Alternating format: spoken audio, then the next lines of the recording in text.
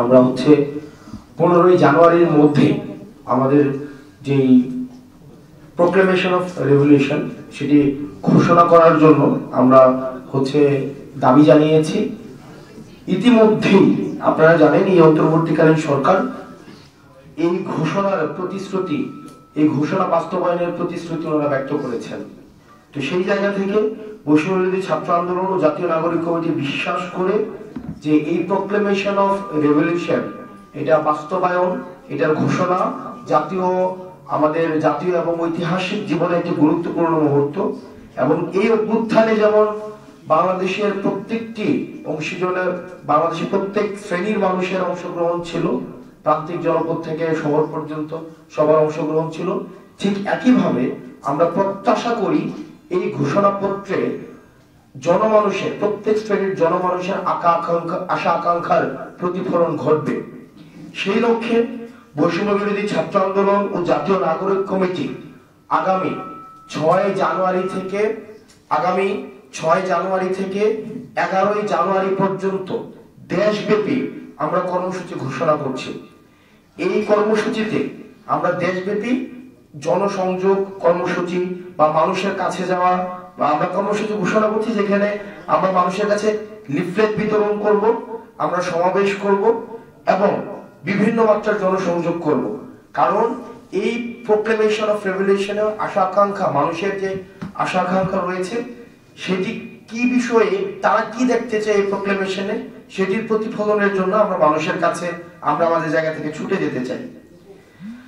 আগামী সপ্তাহ জুড়ে দেশের প্রতিটি জেলায় এই ঘোষণাপত্রের দাবিতে কর্মসূচি পালন করা হবে। ইতিমধ্যে যেমনটি বলছিলাম, সারা দেশের সকল শিক্ষা প্রতিষ্ঠানে বৈষম্যবিরোধী ছাত্র আন্দোলন এবং প্রত্যেকটি জেলা উপজেলায় ছাত্র, নাগরিক, পেশাজীবী, কৃষক, শ্রমিক ও সর্বস্তরের জনগণের মাঝে একযোগে আমরা গণসংযোগ চালাবো। সারা দেশের প্রতিটি জেলায় বৈষম্যবিরোধী ছাত্র আন্দোলন ও জাতীয় নাগরিক কমিটি যৌথভাবে এই কর্মসূচি পালন করবে।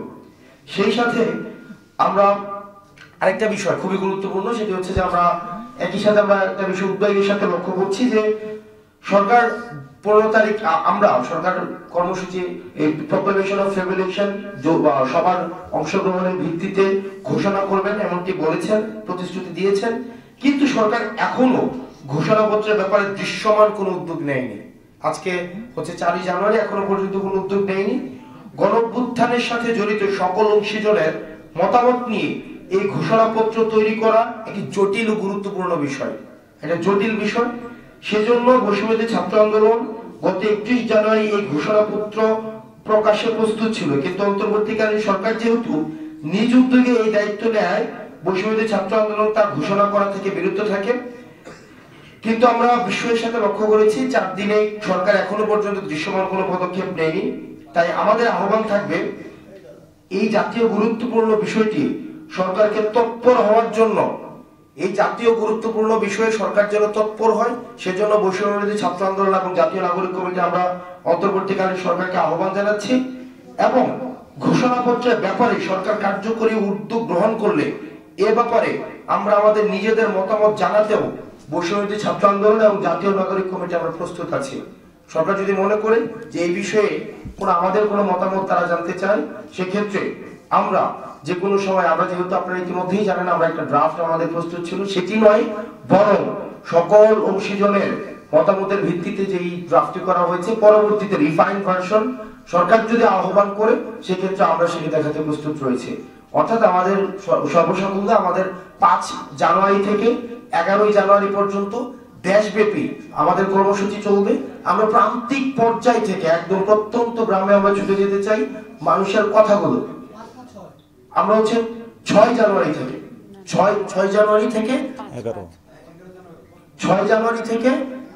11ই জানুয়ারি পর্যন্ত, 6 জানুয়ারি থেকে 11ই জানুয়ারি পর্যন্ত আমরা প্রত্যেকটা মানুষের কাছে ছুটে যেতে চাই।